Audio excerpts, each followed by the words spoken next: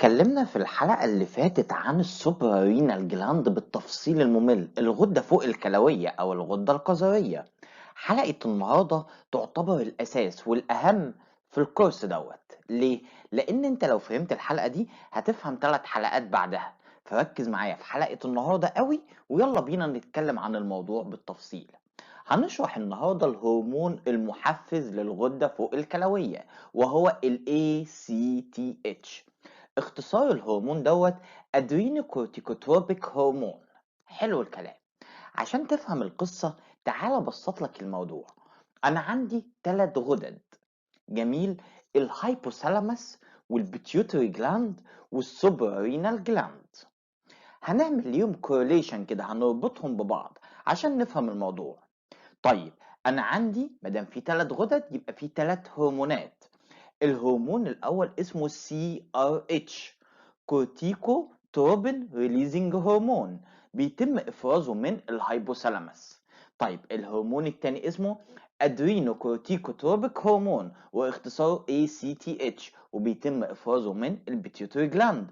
الهرمون الثالث وهو الكورتيزول، بيتم افرازه من السوبرارينال كورتكس. ركز معايا، في معلومة لازم أعرفك عليها. في حاجة في الهرمونات اسمها النيجاتيف فيدباك. يعني إيه كلمة نيجاتيف فيدباك؟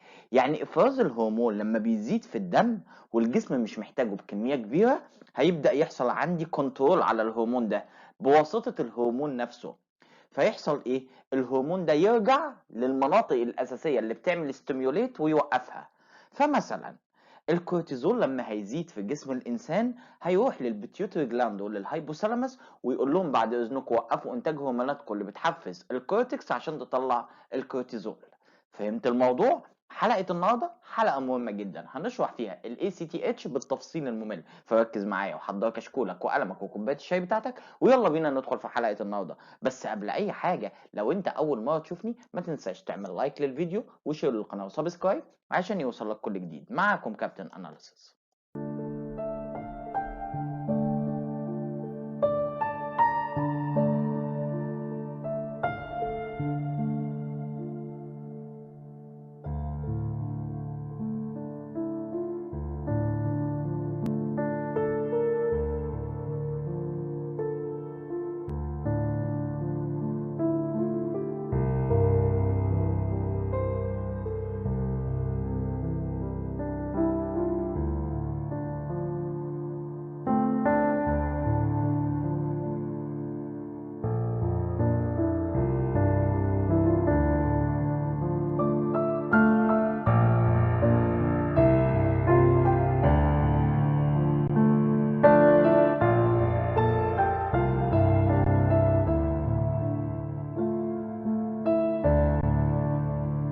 احنا دلوقتي هنتكلم عن هرمون ال ACTH بالتفصيل، فركز معايا.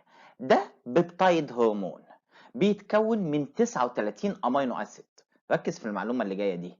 19 منهم 19 واحد من الامينو اسيد اصله من هرمون اسمه الفا ميلانوسايت ستيميوليتنج هرمون، اختصاره الفا MSH. ده الهرمون المسؤول عن صباغة الجلد. واكتب على المعلومة دي، مهمة جدا جدا جدا في مريض الاديسون ديزيز زي ما هتشوف كمان شوية. لان في الاديسون ديزيز هيزيد هرمون ال ACTH، وده هيزود انتاج هرمون الالفا MSH، وبالتالي الجلد هياخد اللون الغامق، فالمريض هيحصل عنده هايبر بيجمنتيشن، عشان لما تسمع الكلمة دي تكون فاهم معناها. بيتم افرازه من الفص الامامي من البيتيوتري جلاند. طيب، بص كده، انا عندي طريق. الطريق ده بنسميه خط مسار انتاج هرمونات الغده القذريه. جميل. اسمه هايبوثالاميك بيتيوتري ادرينال اكسس، وهنشرح الموضوع ده بالتفصيل. احنا بيتم انتاج ال ACTH عندنا لما بيحصل توتر ستريس، والهدف الرئيسي من انتاج ال ACTH ان يعمل ستيميوليت للسوبرينال جلاند عشان تطلع لنا الكورتيزول اللي هو مهم جدا في حالات الاسترس. ما تيجي نشوف كده ايه اللي هيحصل في الجسم عشان يتم انتاج ال ACTH. بص يا سيدي، انا عندي غدة الهايبوثالاموس هتفرز لينا هرمون اسمه CRH. الهرمون ده هيعمل استيميوليت للبيتيوتري جلاند، وهتفرز لينا هرمون ال ACTH.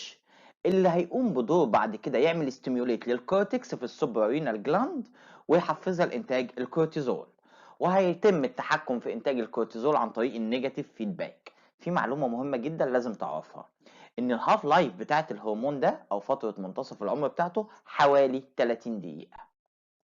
طب زي ما قلنا ايه وظيفة هرمون ال ACTH؟ قال لك وظيفته ان بيعمل استيميوليت للكورتكس الخاصة بالسوبرينال. حلو الكلام. هيروح للزونة اللي اسمها فاشيكيولاتا ويمسك في الريسبتور هناك ويبدأ يحفزها لإنتاج هرموناتها. حلو الكلام. طب ايه بقى أهمية ال ACTH؟ قال لك الهرمون ده مهم جدا لانه بيساعدني في التشخيص بين مرضين مهمين جدا، وهما الكوشنج ديزيز والاديسون ديزيز. كمان بيعرفني اذا كان في تيومر في البيتيوتري جلاند او في السوبرا رينال جلاند. انا عاوزك تركز في المعلومات دي قوي قوي قوي. انا دايما بقيس هرمون ال ACTH مع هرمون الكورتيزول لان الاتنين بيحصل لهم انتربريتيشن وبيعرفوني التشخيص النهائي. طيب ركز في الحتة دي. هو ال ACTH فيه احتياطات قبل ما اجي اعمل التحليل دوت؟ قال لك في ادوية هترفع قيمة التحليل زي اللي انت شايفها قدامك، وادوية تانية هتقلل قيمة التحليل زي اللي انت شايفها قدامك. ركز في المعلومة اللي جاية دي. احنا بنسحب العينة الساعة 8 الصبح 9 الصبح بالكتير قوي، زيه زي الكورتيزول بالظبط، لانه بيوصل لقمته صباحا وبيتكسر ويوصل للنص تمام في منتصف الليل. العينة بتكون اديتا. خلي بالك من المعلومة اللي جاية دي. الإجهاد يعني المجهود الكبير هيزود قيمة ال ACTH، وبناء عليه قبل ما تعمل التحليل بثلاث أو أربع أيام لازم المريض ينام كويس وما يبذلش أي مجهود. تعالى نيجي لأهم نقطة في حلقة النهاردة اللي لو فهمتها هتفهم كل المشاكل اللي جاية في الحلقات معانا. أنا هقول لك الخلاصة. أنا عندي 3 غدد متحكمة في إنتاج الهرمونات. ركز معايا. عندي البيتيوتري جلاند والهايبوثالاموس. جميل. لو حصل فيهم أي مشكلة هيحصل عندي احتمال من الاتنين، يا هيزيد انتاج ال ACTH يا هيقل انتاج ال ACTH، وهنا المشكلة هتبقى في البيتيوتري او في الهايبوثالاموس. طب جميل جدا. طب الغدة التالتة عندي السوبرينال جلاند. هنا هيحصل فيها مشكلة من اتنين، يا اما في مشكلة في الريسبتور الخاصة بهرمون ال ACTH وبالتالي الهرمون مش هيشتغل ويقوم بدوره، يا اما السوبرينال جلاند هيحصل فيها ديزيز زي الكانسر فيحصل عندي مشكله في انتاج الاي سي تي اتش. خلي بالك الاي سي تي اتش بيزيد في امراض كتير وبيقل في امراض كتير. انت لو فهمت الشويه اللي انا قلتهم لك دول هتلاقي الموضوع بقى بسيط معاك.